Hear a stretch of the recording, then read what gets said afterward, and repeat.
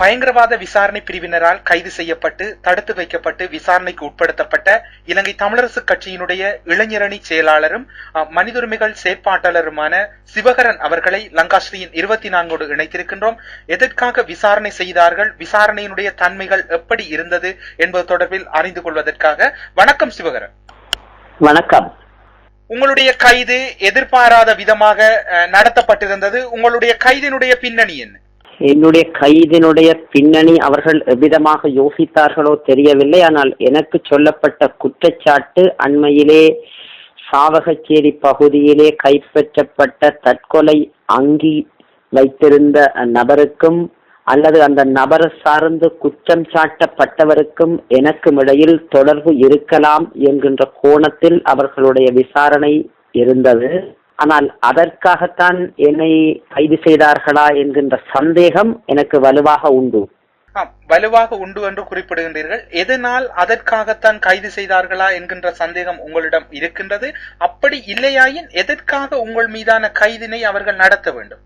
தொடர் தேர்ச்சியாகவே பல ஆண்டுகளாக அரசாங்கத்தினுடைய செயல்பாடுகளையும் அவர்களுடைய நடவடிக்கைகளையும் இராணுவத்தினுடைய செயல்பாடுகளையும் பகிரங்கமாக விமர்சித்து வருகின்ற நான் அண்மையிலே ஓராண்டு கடந்துவிட்ட இந்த நல்லாட்சி என்று சொல்லப்படுகின்ற ஒரு குள்ளாட்சி தனமான செயல்பாடுகளை பகிரங்கமாக விமர்சித்து வருகின்ற காரணத்தினாலும் எமது தலைமையினுடைய உறவுகளுக்கு மாறாக உள்ளிருந்து கொண்டே நாங்கள் எதிர்ப்பு அரசியலை செய்கின்றோம் என்கின்ற குற்றச்சாட்டுகளும் பலமாக எங்கள் மேல் திணிக்கப்பட்டிருக்கின்றது. எங்கள் ஜனநாயக குரல்களையும் போராட்ட வலுக்களையும் நசுக்குவதற்காகவும் முடக்குவதற்காகவும் ஒரு அச்சப்பட்டு ஒடுங்கி நாங்களும் இந்த ஜனநாயக வெளியில் இருந்து அகற்றி விடுவோம் அல்லது அகற்றி விடலாம் என்கின்ற நோக்கோடு ஒரு அச்சுறுத்துவதற்காக கூட என்னுடைய கைது இடம்பெற்றிருக்கலாம் என்கின்ற சந்தேகம் எனக்கு உண்டு. ஏனெனில் அண்மையிலே மன்னாரிலே நாங்கள் பல்வேறு விதமான நிகழ்ச்சிகள் பல்வேறு விதமான போராட்டங்களை முன்னெடுத்திருந்தோம். அவையெல்லாம் பொது அமைப்புகளின் ஒன்றியத்தால் அதனுடைய தலைவர் என்கின்ற காரணத்தினால் என்னால் முன்னெடுக்கப்பட்டிருந்தது. அதில் நாங்கள் காரசாரமாக அரசாங்கத்தை விமர்சித்திருந்தோம், தொடர்ந்து விமர்சித்து வருகின்றோம். இதன் பின்னணியில் கூட இது நடைபெற்றிருக்கலாம். ஏனெனில் ஏற்கனவே 2011 எனக்கு இவ்விதமான ஒரு கைது சம்பவம் இடம்பெற்று நான் உள்ளே போய் வந்திருக்கின்றேன். அதற்கு பின்னாளிலும் கூட பல்வேறு விதமான புலனாய்வு அமைப்புகளின் கண்காணிப்பிலும் விசாரணைக்கு உட்படுத்தப்படுதலும் உள்ளவன் என்பது குறிப்பிடத்தக்கது. அதாவது நல்லாட்சி அரசாங்கம் இலங்கையிலே ஆட்சி செய்து கொண்டிருக்கின்றது. தமிழ் தேசிய கூட்டமைப்பு பொது எதிரணியினுடைய எதிர்கட்சியினுடைய வரிசையிலே அமர்ந்திருக்கின்றது. இப்படியான சூழ்நிலையில் உங்களுடைய கைது இடம்பெற்றிருக்கின்றது. உங்களுடைய கட்சி மட்டத்தில் எப்படி பார்க்கப்படுகிறது? கட்சி மட்டத்தில் அவர்கள் நேற்றைய தினத்துக்கு முந்தைய தினம் எப்படி பேசினார்கள் என்று எனக்கு தெரியவில்லை. நான் உள்ளே இருந்ததனால் சிலருக்கு மகிழ்ச்சியாகவும் கூட இருந்திருக்கலாம் என்கின்ற ஒரு சந்தேகம் எனக்கு உண்டு. ஏனெனில் இவர்கள் விவகாரமாக எப்பொழுதும் பேசி வருவர்களால் அவர்களுடைய எதிர்பார்ப்புக்கு விவகாரமாக பேசி வருவர்கள் என்கின்ற சிந்தனை இருக்கின்ற காரணத்தினால் சிலருக்கு மகிழ்ச்சியாக இருந்திருக்கலாம். சிலர் ஒரு அதாவது போலியாக கூட சில அறிக்கைகளை விட்டிருக்கலாம் என்று நான் நினைக்கின்றேன்.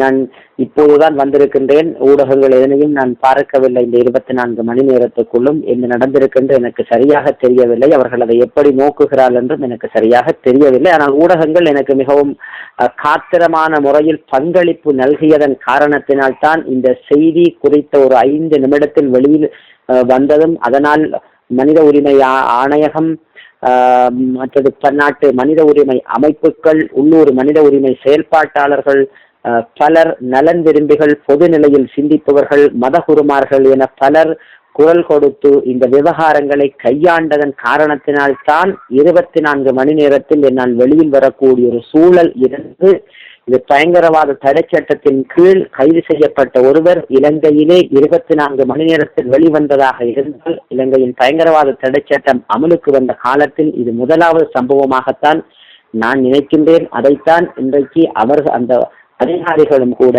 நீதிமன்றத்தில் தெரிவித்தார்கள். அந்த வகையில் மகிழ்ச்சியே. உங்களுடைய விடுதலை தொடர்பில் உங்களுடைய கட்சி அல்லது உங்களுடைய தரப்பிலிருந்து யார் யார் இதில் மிகவும் அவதானமாக செயற்பட்டதாக உங்களால் யாரையும் கணிக்க முடிகிறதா? வன்னி நாடாளுமன்ற உறுப்பினர் திரு சார்ல்ஸ் நிர்மலநாதன் அவர்கள் இந்த விஷயத்திலே கொஞ்சம் அக்கறையோடு செயல்பட்டு எல்லோரோடும் பேசி இன்று காலையிலும் கூட என்னை பார்ப்பதற்காக வவுனியாவுக்கு வருகை தந்திருந்தார். ஆனால் அவர்கள் அதற்கு அனுமதி கொடுக்கவில்லை. ஆகவே அவர் அந்த விஷயத்தில் அக்கறையோடு செயல்பட்டார். ஏனைய மற்றவர்கள் எவ்வாறு செயல்படவில்லை என்கின்ற நிலை எனக்கு சரியாக சொல்லக்கூடிய சூழ்நிலை இருக்காது. ஏனெனில் நான் இந்த 24 மணி நேரத்துக்குள் ஊடகங்களை அவதானிக்கவில்லை.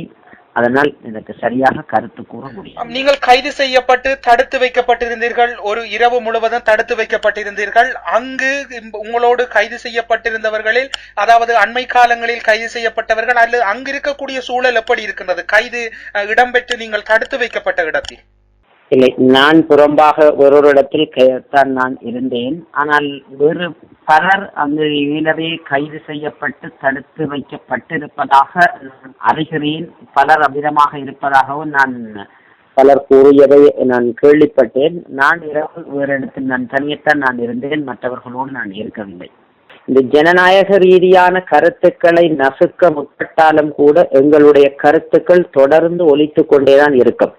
இந்த கைதுகளை கண்டோ அல்லது இவ்விதமான தடுத்து வைத்தல்களை கொண்டோ நாங்கள் அசந்து விடுவோமோ, பயந்து விடுவோமோ, அல்லது மனித உரிமைகள் விவகாரங்களில் நாங்கள் ஈடுபடாமல் விட்டு விடுவோமோ என்று யாராவது தப்பு கணக்கு போட்டு எங்களை இந்த சதிவலையிலே மாட்ட வேண்டும் என்று முனைந்தவர்கள் ஒன்றை விளங்கிக் கொள்ள வேண்டும். நாங்கள் பிழைப்புக்காக அரசியல் நடத்த வரவில்லை, இன விடுதலைக்காக வந்தோம். எங்கள் குரல் தொடர்ந்து ஒலிக்கும். லங்காஸ்ரீ 24 இணைந்து கொண்டு பலத்த சிரமங்கள், பலத்த வேலைப்பளுக்களின் மத்தியிலும் உங்களுடைய செவ்விகளை வழங்கியமைக்காக விசேட நன்றிகளோடு உங்களிடமிருந்து விடைபெற்றுக் கொள்கிறோம். நன்றி, வணக்கம். நன்றி, வணக்கம்.